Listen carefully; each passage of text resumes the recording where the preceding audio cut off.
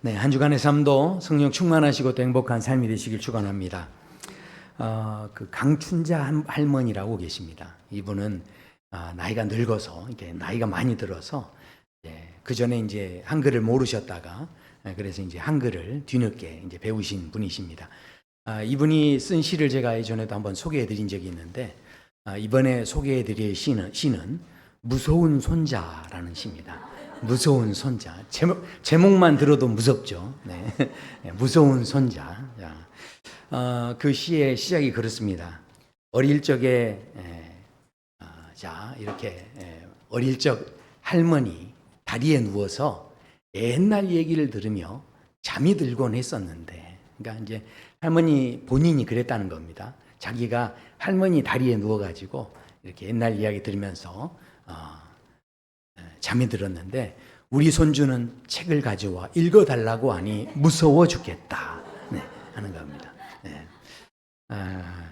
왜 무서운가 이야기합니다.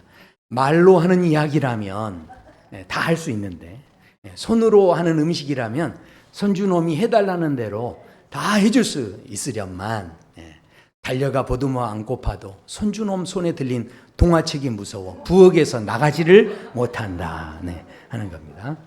그러니까 이 강춘자 할머니는 이야기는 옛날 이야기는 마음껏 해줄 수 있고 뭘 만들어 달라고 하든지 맛있는 음식도 다 만들어 줄 수 있는데 책을 읽을 수 없는 이 할머니, 근데 눈치도 없는 그 손주는 맨날 동화책 들고 다니면서 읽어달라고 그렇게 하니까 이 할머니가 어떻게 해요? 부엌에서 나가질 못하는 거예요. 그리고 그렇게 했다라는 겁니다. 참 이 할머니 너무 귀엽지 않으세요? 너무 귀여운 시인데, 그런데 이게 무슨 이야기입니까? 할머니도 지키고 싶은 자존심이 있다는 거예요. 그렇죠? 할머니도 이거는 내가 지키고 싶다 뭐 이런 거죠. 자, 그런데 다시 한번 좀 생각해 보게 됩니다. 우리 인생의 그 삶에서 실은 물론 자존심 지키는 건 너무 중요한데 그런데 우리 인생은요, 알고 보면 자존심 지키는 싸움이 아닙니다. 우리 인생의 삶은요, 실은 자존심 지키는 게 아니고 정말 중요한 것은 내가 어떤 존재인가, 그리고 그 존재에 대한 막 확신이 생기면요, 그 다음부터는요 자존심 문제가 안 됩니다. 자존심 그냥 내려놔집니다. 그래서 엄마하고 딸이 싸우면 대부분 누가 집니까? 엄마가 집니다. 왜 집니까? 그것은 엄마도 자존심이 있죠. 그런데 왜 딸한테 져줍니까? 왜냐하면 사랑하니까. 그리고 그 딸에 대한 엄마잖아요. 엄마라는 존재, 여기에 대한 분명한 확신이 있으면, 내가 저 딸을 사랑한다라고 하는 그 존재에 대한 확신이 있으면 뭐 자존심이고 뭐고 그거는 조금 어떻게 되든 큰 문제가 아니라는 거죠. 그래서 정말 중요한 것은 이 인생을 살면서 내가 막 자존심 지키고 내 힘을 지키고 이런 게 중요한 것 같지만 그렇지 않다는 거예요. 우리 인생에서 진짜 중요한 건 내가 어떤 존재인지를 분명히 알아야, 그래야 그 자존심에 휘둘리지 않을 수 있습니다. 그래서요, 우리가 이 어떤 존재인가를 아는 게 중요한데 많은 사람들이 존재와 존재감을 좀 이렇게 착각을 합니다. 이게 같은 것 같지만 그렇지 않습니다. 왜냐하면 어떤 분들은 이 존재감을 높이는 데 굉장히 집중을 하는 거죠. 그래서 내가 명품을 구입했다고 하고 내가 막 음식점에서 이런 음식도 먹었다, 멋진 여행도 다니면서 막 이런 곳도 다녀왔다 하면서 인증샷을 딱 막 SNS에 올립니다. 그러면 사람들이 어떻습니까? 좋아요를 막 눌러주는 거죠. 그러면 존재감이 확 올라갑니다. 자, 이게 지금 인증샷 올린 게 나쁘다는 게 아니에요. 인증샷 누구나 올릴 수 있는데, 그런데 그 좋아요를 받기 위해서 이걸 올릴 수 있다는 거예요. 그래서 그 좋아요에 목을 매가지고요, 얼마나 좋아요를 많이 받았느냐에 따라서요, 내 자존심이 막 살아나고 막 이렇게 된다라는 거죠. 자, 그런데 그렇게 해야 이게 자존심을 느끼는 사람, 그러다 보면요, 이 사람이 결국은 자기의 현실과 SNS에 올라간 그 상황과 이게 괴리감이 있다는 것을 결국은 알기 때문에 누구보다도 자기가 잘 아는 거죠. 그렇다 보니까 어떻게 되겠습니까? 결국은 그런 괴리감이 크게 느껴지면 느껴질수록 마음이 외로워지고요. 고독해지는 거죠. 그렇다 보면 그 허전한 마음을 더 큰 존재감으로 내가 막 채워야 되니까 더 다른 것에 집착하게 되고, 심지어는 다른 사람의 그 흠도 잡아가지고 잘못도 말하게 되는 거예요. 왜냐하면 그 사람을 내가 탁 이렇게 이야기를 해서 이게 맞아 하면서 이렇게 탁탁 하면 거기에서 자기 존재감을 드러내잖아요. 그러니까 어디를 가든지 그 사람의 삶을 보면 늘 어떻게 됐든 자기 존재감을 막 내세우려고 사는 그런 모습으로 막 목숨을 이렇게 거는 듯한 그런 이제 삶을 살아가는 삶이 있다라는 겁니다. 그러니까 그렇게 사는 사람이 얼마나 인생이 피곤하겠어요. 그런데 존재로 사는 사람은 그렇지 않습니다. 존재 자체만으로도 빛이 나버리는 거예요. 그러니까 이것은요, 마치 그 깊은 우물에서 샘물이 막 이렇게 쏟아져 나올 때, 해가 아무리 이렇게 많이 비치고 가뭄이 드는 때에도 이 샘물은요, 그 존재가 오히려 더 빛나는 거죠. 그러니까 아무리 비가 오고 아무리 먹구름이 많아져도 태양으로 존재하는 사람이라면 그냥 거기에 대해서 조바심 낼 필요도 없고 거기에 대해서 불안해할 필요도 없습니다. 결국은 자기가 그냥 빛이 나는 거니까요. 먹구름이 아무리 많아도 걱정하지를 않는다라는 겁니다. 신앙도 실은 그렇습니다. 신앙생활이 깊어질수록 그러니까 신앙생활을 이제 시작하면요, 사람들은 대부분 자기 존재감을 막 드러내려고 그러는 거예요. 그런데 신앙이 진짜 깊어지는 사람은요, 자기 존재감 드러내는데, 자존심 내세우는데 그렇게 마음이 없어요. 그 마음이 늘 하나님 앞에서 내가 어떤 존재인지를 확인하는 데 마음을 더 쓰게 됩니다. 그러니까 신앙생활이 깊어지는 사람의 고백이 어떤 고백입니까? 그래서 다윗이 이렇게 고백하죠. 여호와는 나의 목자시니 내게 부족함이 없으리로다. 그러니까 이 부족함이 없는 이유가 푸른 풀밭에 누이시고 쉴 만한 물가로 인도하시기 때문에 내가 부족함이 없습니다, 이게 아닙니다. 바로 여호와가 나의 목자시니까. 그리고 그 여호와 하나님이 나의 목자고 내가 그분에게 어떤 존재인지를 분명히 알게 되니까, 그러니까 어떻다는 겁니까? 부족함이 없다는 거예요. 그러니까 내가 하나님 앞에서 어떤 존재인지를 안다는 게 이게 얼마나 중요한지 모릅니다. 오늘 시편 기자, 오늘 읽었던 말씀에 보면 1, 2절에서 이렇게 고백을 합니다. 내가 산을 향하여 눈을 들리라. 나의 도움이 어디서 올까? 나의 도움은 천지를 지으신 여호와에게서로다. 그러니까 왜 지금 이 사람이 산을 향해서 눈을 들까요? 그러니까 아니, 하나님을 향해 우리가 눈 든다고 하면 하늘을 향해서 눈을 들리라 이렇게 해도 맞는데, 근데 굳이 왜 산을 향해서 눈을 든다 이렇게 표현할까요? 여기에서 말하는 산은 어떤 산이겠습니까? 이 산은 신의 산이죠. 그러니까 이 시온산입니다. 시온산, 약속의 산.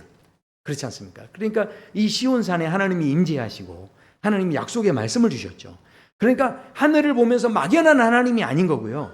자기가 지금 누구를 지금 바라보는 거냐면 나에게 약속을 주시는 하나님, 내게 이 말씀을 주시는 하나님, 지금 그 하나님을 지금 바라본다라는 이야기죠.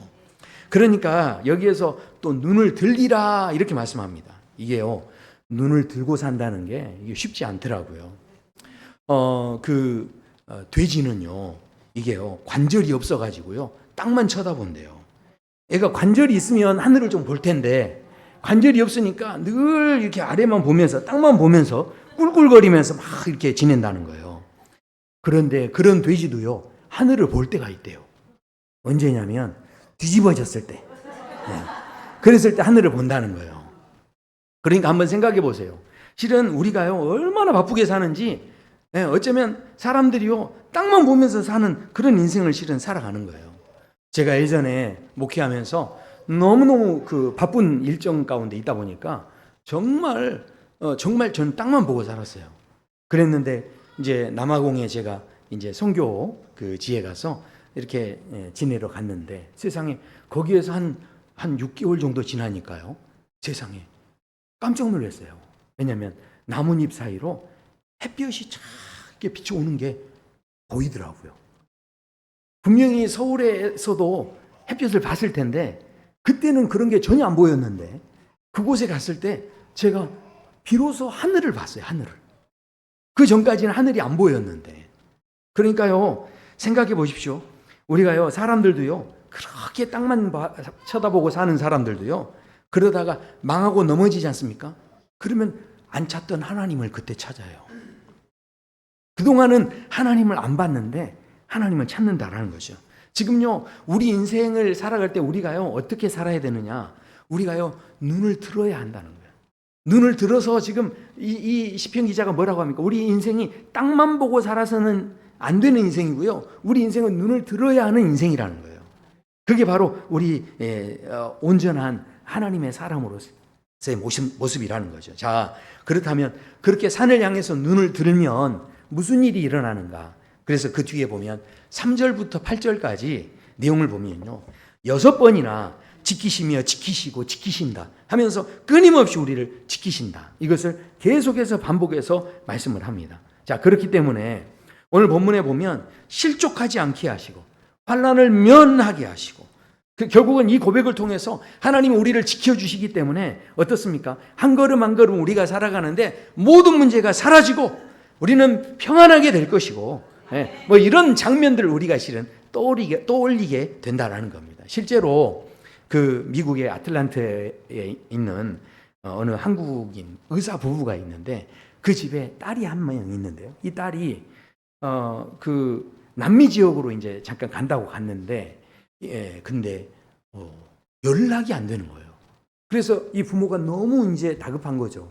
아무리 연락을 해도 연락이 안 되는데 연락 두절된 지가 10일이 넘은 거예요.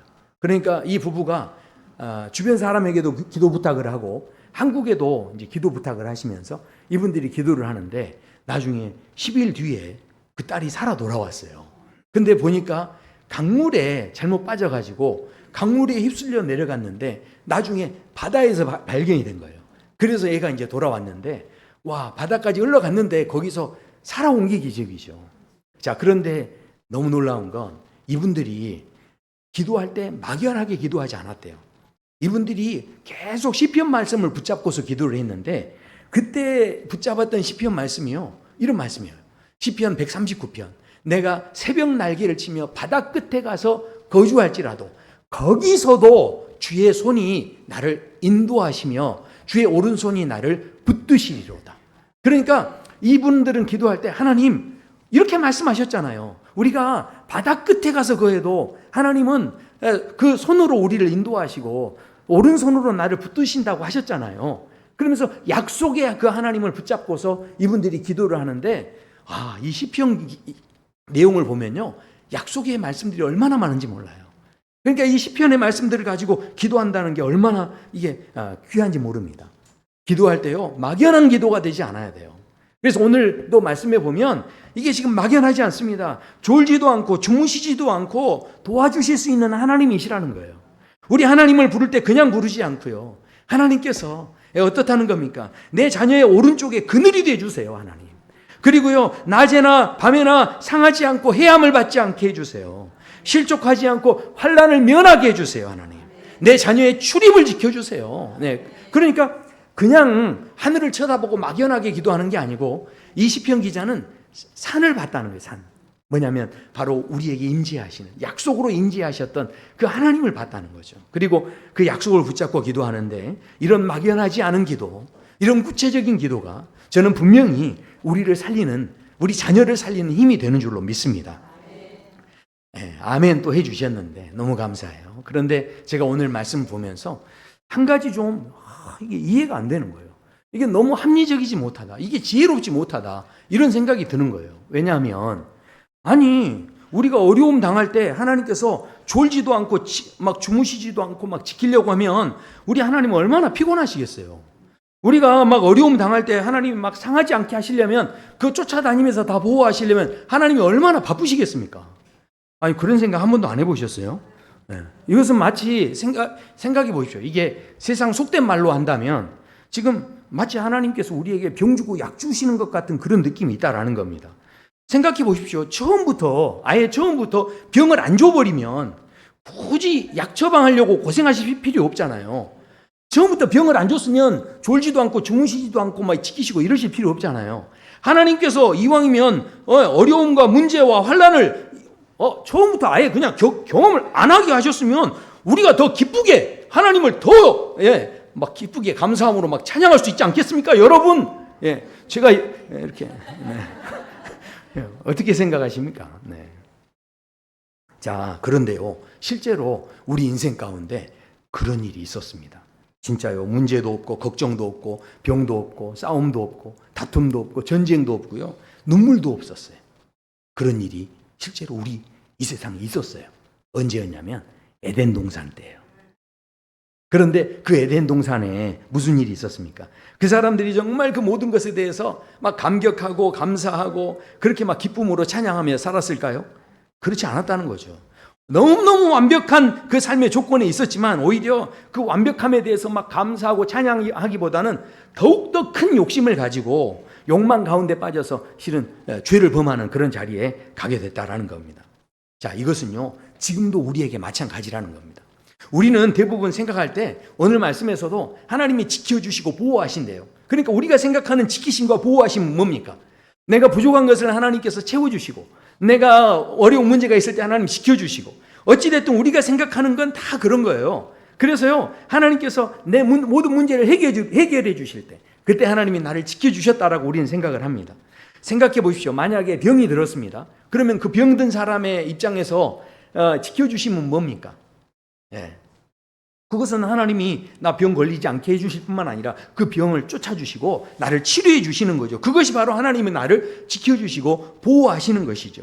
자, 그런데 우리가 생각하는 그런 식의 지키심과 보호하심은요, 완전합니까? 실은요, 우리 입장에서 그것이 나를 지키셨다라고 생각하지만, 그러나 병 한 번 고친 것이 정말로 영원해집니까? 병 한 번 고침 받으면 이제 죽지 않습니까? 아닙니다. 우리가 생각하는 지키심과 보호하심은 알고 보면 그게요, 제한적이라는 거예요. 그리고 어떤 사람은요, 또 병 낫기를 위해 이렇게 애를 썼는데 차라리 이분은 병 낫고 나서 더 나쁜 짓을 많이 한 거예요. 그러니까 차라리 이분은 병 낫지 않은 게 더 이 인생에 더 좋았을 수 있다는 거죠. 그러니까 우리가 생각하는 지키심과 보호하심의 틀은 어디에 있냐면, 내 부족함을 채워주시고 내 문제를 해결해 주시고 또 내 결핍을 하나님이 채워주시는, 그러니까 우리가 생각하는 지키심과 보호하심의 차원이 그런 건데, 실은 이것은요, 늘 제한적이라는 거예요. 그럼에도 불구하고 하나님께서 오늘 우리에게 지키심이며 보호하심에 대해서 지금 찬양하라라고 말씀하시는 이유가 무엇이겠습니까? 그것은요, 오늘 하나님께서 이 말씀하시는 지키심과 보호하심은 우리가 생각하는 식의 결핍, 우리의 어떤 부족, 이런 것들을 채워주시는 그런 것이 아니라는 거예요.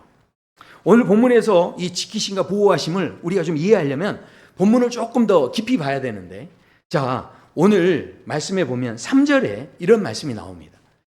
실족하지 아니하게 하시며, 그렇게 말씀하죠.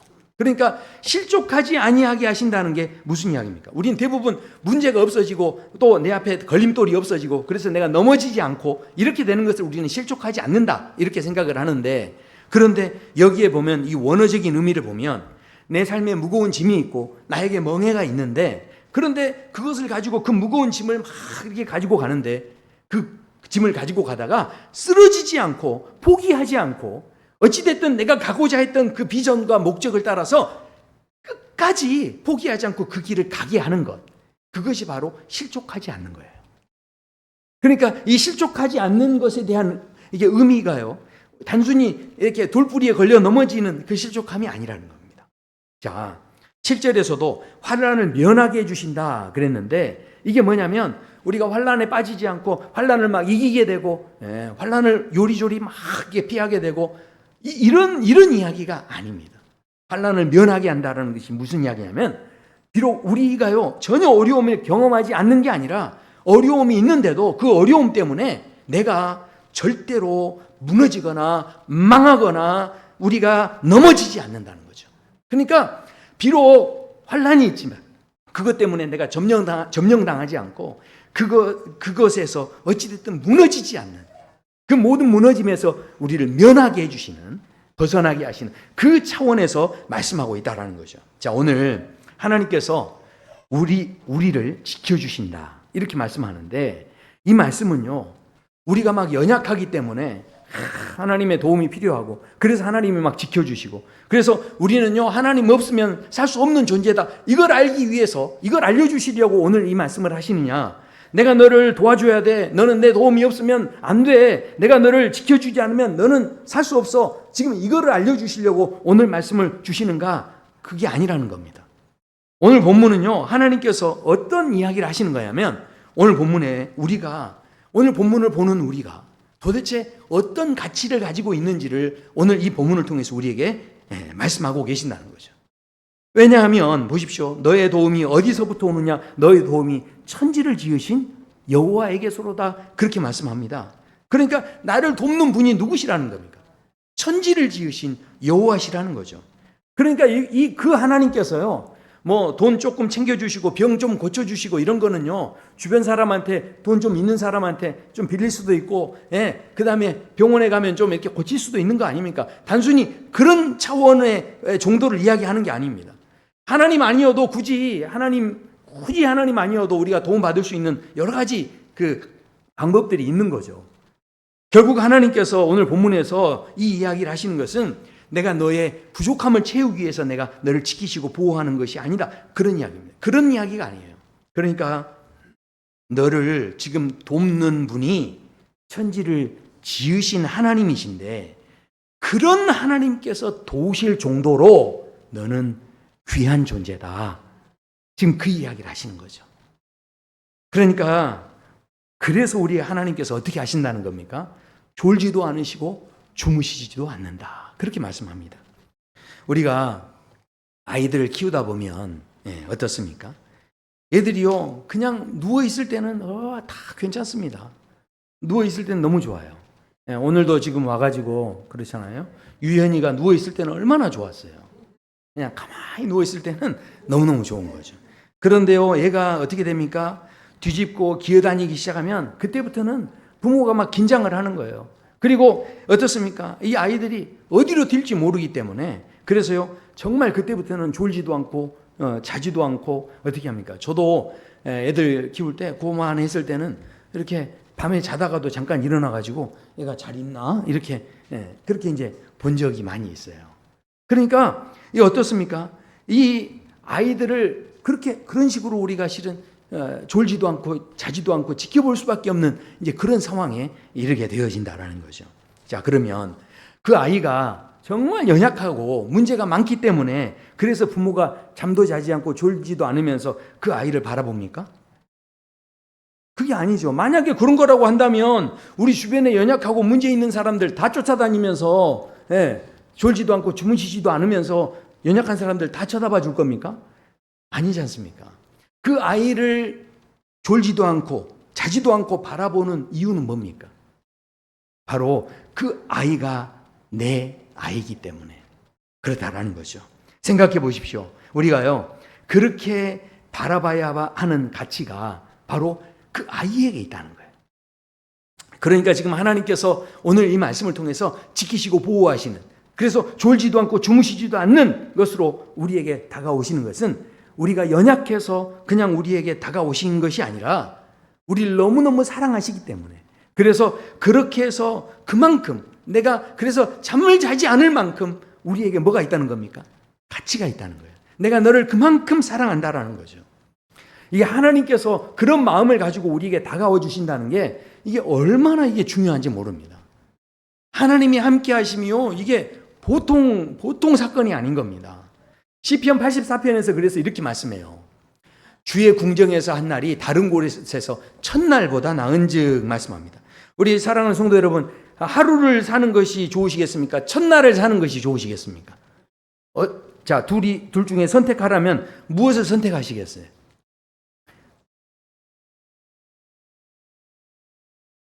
첫날을, 아니 하루 사는 게 좋으세요?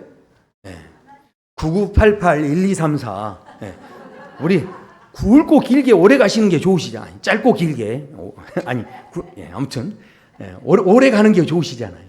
우리는 대부분 우리가 그 살아가는 그 삶을 보면 좀 더 길어지고 풍성해지고 대부분 다 그 생각이 있는 거죠. 그러니까 저도 첫날이 더 좋은 겁니다.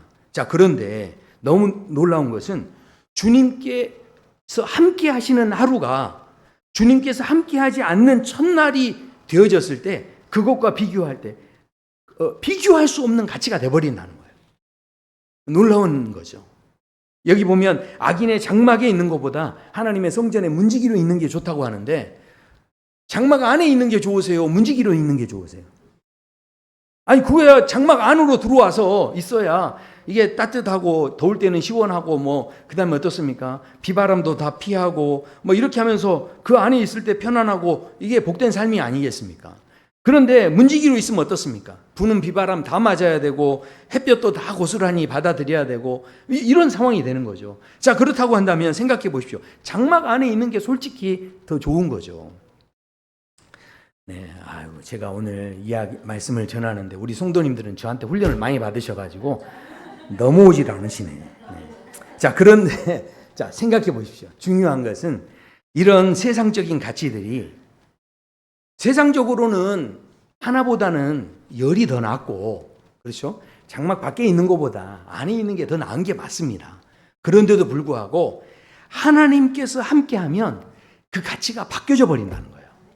자, 하나님께서 지금 우리를 지키신다라고 했을 때 우리들이 이것에 대해서 더 귀하게 봐야 할 것이 있다고 한다면 하나님께서 우리를 돌봐주셔서 우리에게 재물도 주시고 우리에게 권세도 주시고 건강도 주시고 우리에게 막대기가 되어주시고 우리에게 어떻게요?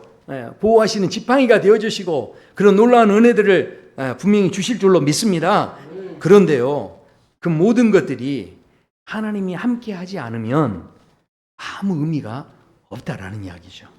그러니까 우리 성도 여러분들은 지금 예수님 믿는다는 것이 도대체 내 삶에서 어떤 의미라고 생각하십니까?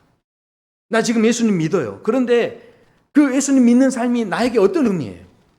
물론 내가 예수님 믿고 나서 이제 더 이상 죄 짓지 않고 예수님 믿었기 때문에 이제 어떤 유혹에 빠지지 않고 그 모든 유혹을 끊어내고 그래서 세상 사람들처럼 살지 않고 내가 예수님 믿으면서 은혜도 받고 복도 받고 병도 낫고 그 다음에 내 가족도 잘 되고 그런 일이 우리에게 분명히 경험되는 줄로 믿습니다.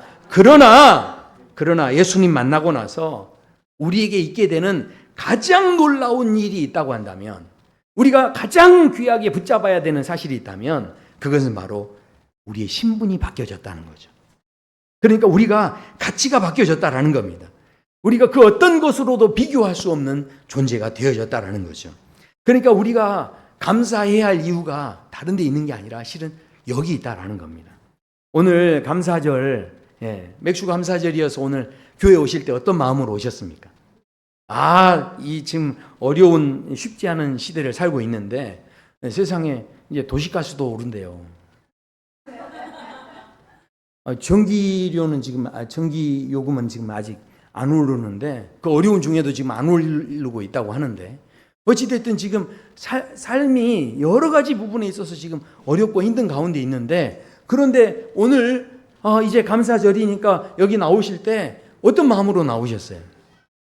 힘든 가운데서도 하나님 앞에 어찌됐든 한 해를 살면서 감사한 마음으로 내가 부족하지만 그 안에서도 감사를 어떻게든 찾아내야지 이런 마음으로 고민하면서 나오시지 않았습니까? 아니 그런 마음도 없으셨어요? 그렇게라도 이제 감사하는 그 마음을 갖는다는 게 이게 얼마나 중요합니까? 그런데요, 우리가 오늘 이 감사절에 정말 감사해야 할 것이 하나 있는데 그것은 바로 하나님 앞에서의 나의 가치. 그러니까 세상이 어찌하든지 간에 세상 사람들이 뭐라 하든지 간에 절대로 변하지 않으시고 주무시지도 않으시고 졸지 않으시고 나를 지켜주시는 그 하나님께서 바로 독생자 되시는 예수 그리스도를 우리에게 주시며 죽이시기까지 우리를 사랑하신 그런 존재, 바로 그것이 바로 나라는 그런 가치, 이것을 붙잡기를 원하시는 것이 바로 오늘 우리에게 주시는 이 말씀의 의미다라는 것이죠. 생각해 보십시오. 우리 그 동화 작가 정채봉 씨라는 분이 계시는데 그분이 그런 이야기를 합니다. 오늘 내가 그 하루를 사는데 내 자신을 정말 슬프게 하는 일이 뭐가 있었을까? 이렇게 생각해 봤을 때 자기는 이런 게 슬펐다 하면서 그분이 이런 고백을 해요. 자기는 하루 동안 살면서 이게 슬펐다는 거예요. 뭐가 슬펐냐? 이분의 고백이에요. 이런 이야기합니다. 꽃밭을 그냥 지나쳐버린 것, 새소리에 무심하게 응대하지 않은 것, 밤하늘의 별들을 세지 못한 것, 좋은데도 체면 때문에 환호하지 않은 것, 그렇게 이야기합니다. 그러니까 이게 무슨 이야기입니까? 오늘의 햇살에 대해서 내가 환호하지 않는다면, 그렇다면 주님께서 주시는 그 선물을 무시하는 것과 같다는 거죠. 오늘 감사리 절이 되어져서 하나님께서 내 삶 속에 여러 가지 어디 학교에 또 합격도 하게 해주시고, 직장에 들어가게 해주시고, 또 재물도 주시고, 주식도 오르게 하시고, 아무튼 그렇게 여러 가지 우리 안에 감사의 조건들을 그렇게 찾아서 하나님 앞에 감사하긴 하지만, 그러나 어쩌면 그것은 그 지키심과 보호하심은 내가 생각하는 틀 속에서 그저 존재하는 것뿐이라는 거죠. 그러나 하나님께서 우리를 지키시고 보호하시는 차원은요, 우리가 생각하는 차원은 훨씬 뛰어넘는 겁니다. 실제로 햇살이 없으면요, 우리는 다 죽는 겁니다. 그런데 그 햇살을 조건 없이 무료로 언제나 우리에게 공급하고 계시는 그 하나님, 우리가요 이 감사의 제목을 가지고 하나님 앞에 감사할 수 있는 사람은 어떤 사람이 이것을 가지고 감사할 수 있겠습니까? 결국은요, 눈을 들어서 눈을 들어 산을 보라. 눈을 들어 하나님의 약속의 하나님을 보는 사람만이, 그 하나님을 볼 수 있는 사람만이 바로 여기에 대해서 감사할 수 있는 눈이 열리는 거고, 거기에 대해서 환호할 수 있는 그런 마음이 가능하다라는 것이죠. 오늘 우리가 여기 와서 힘겹게 어렵게 막 내게 있는 모든 것들 이렇게 찾아내면서 감사의 제목을 찾는 것, 너무너무 물론 그것도 중요합니다. 제가 절대 필요 없다는 게 아닙니다. 그 감사도 너무 중요하지만, 그러나 그 햇살이 나를 위해 존재한다는 것, 그만큼 하나님이 지금 나를 사랑하고 계시고 내가 예수님 안에서 그런 존재가 되어졌다는 것이, 이것이 얼마나 이게 놀라운 일인가. 그것을 볼 수 있도록 하나님께서 그저 땅만 쳐다보고 살지 않고 우리에게 오늘 눈을 들어 산을 보라, 그렇게 도전하고 계신다라는 것이죠. 오늘 말씀은 우리가 얼마나 연약한지, 우리에겐 나 없으면 너희들 안 돼 하면서 우리에겐 도움이 필요하다, 이런 말씀을 하시는 게 아닙니다.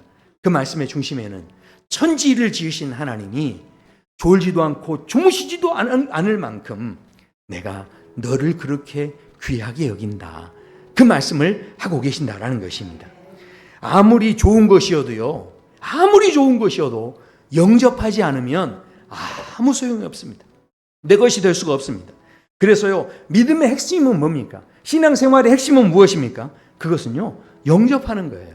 아무리 좋은 이야기여도요, 그것을 내가 영접하고 내 것으로 삼아야 그때부터 의미가 있는 거죠. 시편의 말씀들이요, 얼마나 좋은지 모릅니다. 그 말씀들을 내가 붙잡고 기도할 때 우리는 막연한 기도가 되지 않는 줄로 믿습니다. 생각해 보십시오. 요한복음 1장에 보면 자기 땅에 오매 예수님께서 오셨지만, 그러나 자기 백성을 영접하지 아니하였다는 거예요. 여기에 영접하지 않는 사람들이 있었고 또 영접하는 사람들이 있었는데, 영접하는 사람들이 무슨 자격이 있어서가 아니에요. 영접하기만 했더니 무슨 일이 일어납니까? 그들에게서 가치가 생겨났다는 거죠. 하나님 자녀가 되는 가치, 정말 세상에서 깨닫지 못하는, 알지 못하는 진정한 가치가 그들 안에서 생겨나게 되어졌다라는 것입니다. 하나님께서는요, 조건 없이 우리에게 이런 사랑을 왜 베푸시고 지금도 왜 우리를 지키시고 보호하시는 겁니까? 그것은 바로 오늘 이렇게 말씀하죠. 요한복음 7장에 보면 명절 끝날, 곧 큰 날에 예수께서 서서 외쳐 이르시되 누구든지 목마르거든 내게로 와서 마시라. 누구든지 마시래요. 오늘도 말씀하십니다. 누구든지 이곳에 와서 마시라는 거예요. 지금 하나님의 마음은 무엇입니까? 어찌됐든 누구든지 지키시고 보호해 주시기를 원하시는 게 하나님의 마음이시라는 거죠. 그런데 뭡니까? 영접하는 자에게 이 놀라운 역사가 있을 텐데요. 나를 믿는 자는 성경의 이름과 같이, 그래서 그 은혜를 누리는 사람은 어떻습니까? 그 배에서 생수의 강이 되어서 흘러넘치도록 하시기 위해서 하나님께서는 지금도 조건 없이 우리에게 그 사랑을 베풀어 주신다라는 것이죠. 저도 신앙생활 하면서요, 제 마음, 제 생각으로만 보면요, 마음에 안 드는 게 많고요. 제 생각으로만 보면요, 야, 왜 저 성도님은 저러실까? 이런 생각이 실은 간혹 들 때가 있어요. 그런데 얼른 제가 정신 차립니다. 그리고 얼른 눈을 들어서요, 산을 봐요. 그러면서 하나님을 보면요, 그때부터는요, 그 사람을 제가 이해하는 게 아니에요. 왜냐하면 제가 그것을 제가 공급받지 못하면요, 저는 절대로 사랑할 수 없고요, 저는 절대로 다른 사람을 이해할 수 없습니다. 그런데 내가 온전히 누구를 바라봅니까? 바로 산에 임재하신, 바로 약속으로 임재하시는 그 하나님을 눈을 들어 바라볼 때, 그 주시는 에너지가 있을 때 나도 모르게 내 안에서 그 생수의 강이 넘쳐 흐르는 그런 경험들을 하게 되는 거죠. 저와 성도 여러분의 삶 속에 하나님은 절대로 오늘 이 시간에 억지로 감사하라고 말씀하고 있는 게 아닙니다. 오늘 안에 진정한 감사, 우리의 영혼의 감사, 그 감사의 가치가 살아나기를 원하시면서 오늘 이 말씀을 통해서 우리에게 도전하고 계신다는 것이죠. 그 지키시는 하나님, 그 보호하시는 하나님, 그 하나님의 은혜를 정말 다 누리시고 그 생수의 강이 넘쳐 흐르게 되는 그런 믿음의 자리 서시게 되는 귀한 은혜가 있게 되길 축원합니다. 우리 함께 한번 찬양하실까요? 우리 말씀을 생각하시면서 함께 찬양합니다.